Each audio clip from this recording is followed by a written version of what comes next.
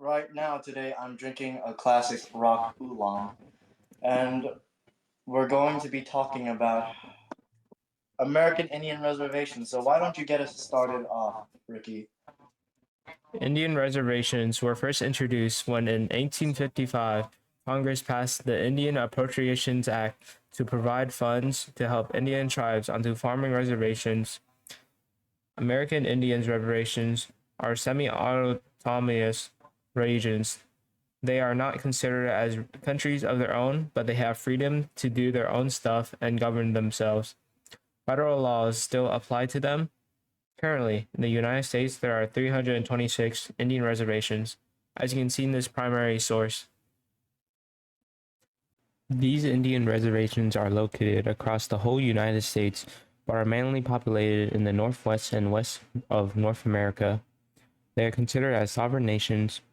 Federal Indian reservations is an area reserved for tribes under treaties or agreements with the United States. They mainly work by federal governments holding the title to the land, but allow tribes to work freely in the land without violating federal laws that apply. Although they share some similar buildings shown in this picture below. Interestingly, due to some laws only applying to land of certain tribes, an example of this is where near the state of Dallas, Texas, gambling is allowed, as long as you're gambling in a tribal casino. As of now, we the people still do not know what an Indian reservation is truly. Let's see what Kenji has to say. Okay, so despite being like recognized, like reservation, like recognized nations, like for some reason it's not actually their own private property; it's public property. So they still have immigration control. They still have that, which is also a dumb thing because like I think this idea of American Indian reservations is just a dumb idea because basically what the U.S. government is saying is that you basically can't do anything without them, like you literally can't. Like they only exist. American Indian reservations only exist because the American government allows you to, which is like it's from if I were an Indian American, I'd probably be insulted, But I don't know. Maybe they're just satisfied with that, but it's kind of insulting, that they have to have permission to be their own recognized nation. It's kind of dumb, you know. So, how about you take us into the next point, Ricky? Thank you, Kenji. I'll take it from here. The main reason why they still exist today is due to the federal government and like making somewhat of an apology or allowing the Indian people to live on the state land without being uh, obligated to, follow the state laws. Although they still have to follow the federal law and also the tribal law. This is mainly due because having been forced to relocate from their land due to past conflicts. And also, some reservations were made because there were remnants of a tribe's original land base.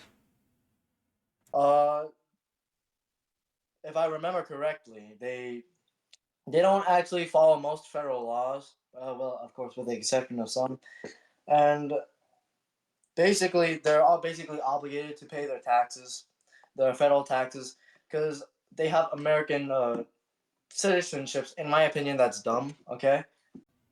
They are enforced by having officers from the tribe themselves or administered by the federal government. There is also civil jurisdiction over natives and non-natives for those who violate tribal law. The drugs, all right. If I'm not mistaken, if I remember correctly, like, they have terrible conditions. Like, let's see. They apparently, recently, their alcohol and drug abuse rates have actually been increasing.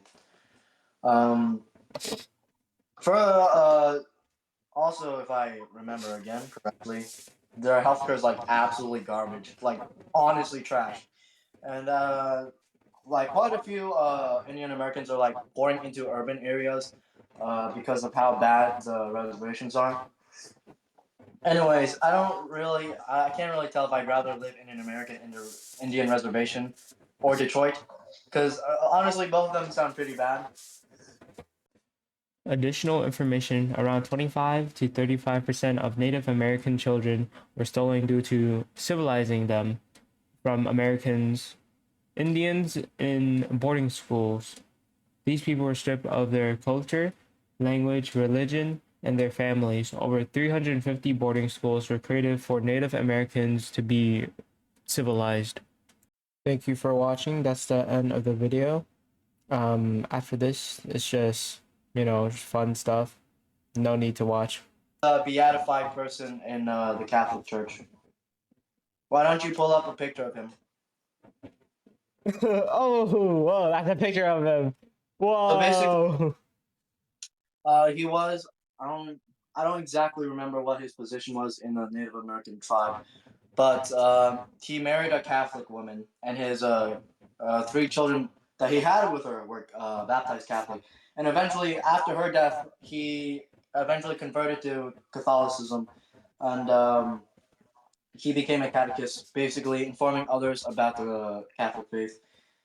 And he is now officially beatified, almost canonized as a saint. So soon it might be Saint Black Elk. And there's also another one who's already canonized, another Indian American saint, Kateri Tekakwitha. So basically, she wanted to be. Let's see. Let me look. Let me find a reminder here. This is supposed Why to be don't you about pull up? Native American representation. It is. It is. It is. I'm This just sounds yapping. over. I'm yapping. Why don't you pull up a picture of her? Oh, okay, watch. Oh, picture. Okay, so basically, she was one of the Mohawks.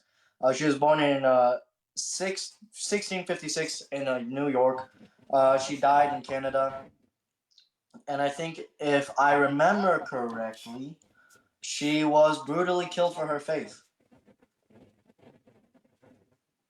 Because at first she wanted to be a virgin, remain a virgin, taking a vow of chastity. She wanted to be devoted to Jesus Christ. Hold on. I don't remember if she was. Okay, never mind. I don't know if she was exactly martyred, but she lived a devout life. And many of her family, many of her tribe actually disagreed with her decision. I'm pretty sure they actually thought her decision was whack. And yeah, that's Saint Peter Takakuta. I'd like to give a huge shout out In to this 3, video in 2, sponsor, in 1. Opera GX. Opera GX is truly the most supreme browser with features such Don't as forget about Davey Duke. I think I can go on the internet, I'm pretty sure, and try it out with our link in the description for 25% off. It's a free browser, but it's 25% off with my link in the description, operagx.com/43323, and thank you again to Opera GX for sponsoring this video.